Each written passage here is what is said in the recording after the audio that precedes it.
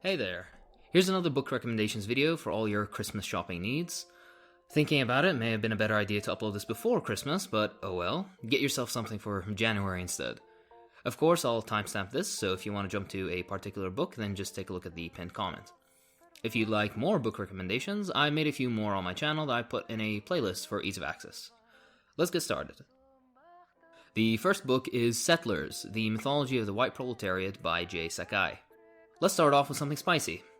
This is a monumental work, in my opinion, and definitely should be mandatory reading for anyone on the left, especially those in the United States. With a sufficient theoretical background, this is definitely one of the most powerful works I've read since my early days as a Marxist. Now, don't let the rather inflammatory title scare you away. It's not saying that there's no such thing as a white proletariat. What it is saying, and just the general message of the book as a whole, is that the United States started, and remains, a settler society tailored and biased towards Euro-Americans at the expense of Native American, Black, and Chicano populations. Sakai expertly takes you through the early history of the United States, discussing the political and economic consolidation of American land, primarily by and for the white population. He follows this with a very eye-opening discussion of trade unionism and labor organization in the settler context, showing how even staple leftist organizing was influenced in favor of white workers. This part is especially interesting as a lot of industry or economic activity in general was created and nourished by blacks and Native Americans in some cases, and Asian Americans and Chicanos in others. Especially interesting is the systemic deportation of these communities from the economic activity they created and laid the foundations for, and the import of white populations in their place, which shows how settlerism, as an ideological force, long outlasted the days of manifest destiny. His lucid analysis of World War II and its effects on non-white workers within the US are my personal favorite parts of the book. Now, the general controversy around settlers usually is due to two things. The first being Sakai's criticism of the communist movement within the US as a settler movement that fizzled out not due to McCarthyist repression, but due to the inherent contradiction between settlers, usually white, and non-settler labor. The second being his 12th chapter, in which he outlines how the settler population has, in essence, been raised into a position of labor aristocracy so high it negates or even disallows class consciousness. He follows this with the controversial idea that essentially only the Third World classifies as proletarian, with the partial inclusion of non-settler populations in the US as part of this Third World. He definitely isn't the first to have a form of this opinion, as the concept of the labor aristocracy goes back as far as Engels and Lenin. Many contemporary writers also hold similar views. Whether you agree with this or not is beside the point. It in no way affects the general message of the book, which is that the US, as a settler colonial nation, has certain contradictions within the proletariat that are muddied with racial associations and the very history of the nation. Don't think Sakai has some blanket condemnation of white people or any other mistaken ideas. In fact, the book is replete with statistics and percentage breakdowns coupled with incredibly nuanced analyses and explanations. If you are American, I'm not just recommending this book, I'm telling you to go read it, right now, if possible. The second book on this list is Killing Hope by William Blum. I haven't recommended this book before and I honestly don't know why, although I did mention it at the end of my America Never Stood for Freedom video. I first read this many years ago and have recently reread it. In this book, Blum carries us through the things that we're supposed to know already, that the CIA interventions around the world were carried out on paper to fight communism, but in reality were done in order to further extend American interests. The two are rarely separated. What's great about this book is that it completely dispels the myth that the US stands for democracy, human rights, any sort of judicial rights, or anything else of the sort.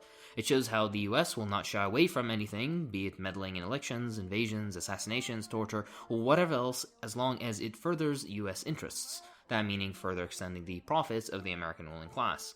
It covers the actions of the US in dozens of countries, from Central America to the Middle East and beyond.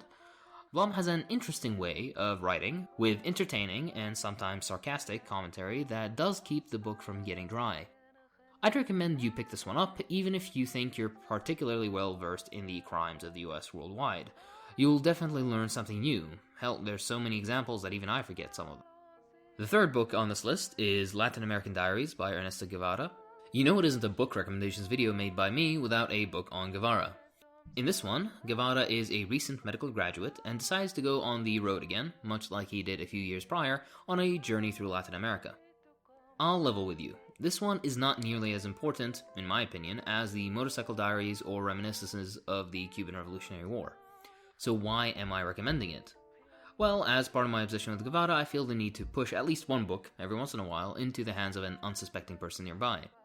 That doesn't mean it's not worth reading, far from it. Reading it, I think you'll find the most important part of the book is the time Guevara spent in Guatemala.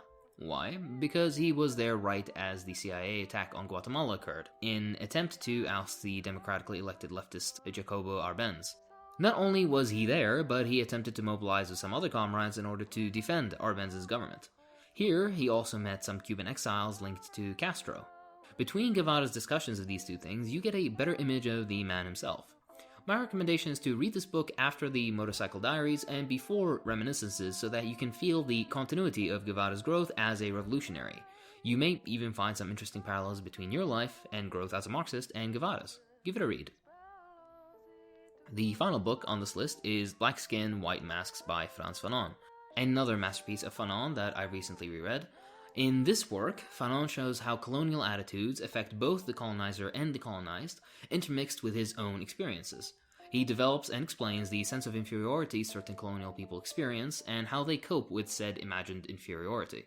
Whether through a black woman seeing liberation of her own blackness in marrying a white man, as the discourse on I Am a Martinican Woman shows, or in the colonial male's conception of sexuality with white women taking on an anti-colonial sense, Fanon shows how the colonizer atrophies the culture and psychological expression of the colonized, while the colonized, through struggle, attempts to retain or regain their sense of themselves, their history, culture, and dignity.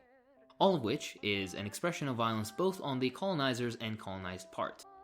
I'm only scratching the surface of Fanon's fantastic analysis. For a book of only 200-something pages, it's surprisingly dense with concepts still relevant both to still remaining colonial populations as well as post-colonial people who have to contend to this day with the colonial cultural hegemony that remains in the post-colonial nations, as much as you can call them post-colonial. Remember that neocolonialism marches on ever present today. It's a shame that there isn't one large volume of the collected works of Fanon to be bought anywhere. Pick this one up after reading The Wretched of the Earth and everything else Fanon wrote. He really is a fantastic writer and I cannot recommend any of his work enough. And that's about it. What's that, you say? Why so few books this time around? Well, that's kind of my fault. I've been really busy with work, as well as being on a rereading Lenin and Marx binge recently, along with the driest possible works on political economy. Marx and Lenin should already be recommended reading for you, and I could not in good sense recommend the other stuff to any of you as it almost puts me to sleep. And being in the medical field, dry academic literature is my entire life at this point. However, I've recently got some very interesting books, so the next book recommendations video will probably be a lot more packed. If you like what I do, then please support me on Patreon, it really does help.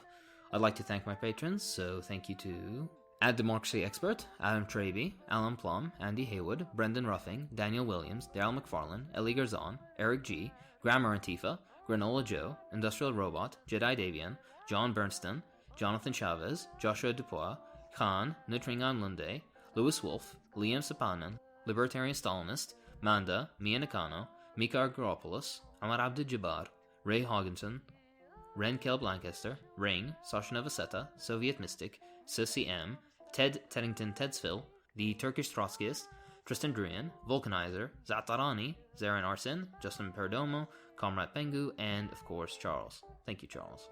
I'll see you in the next one.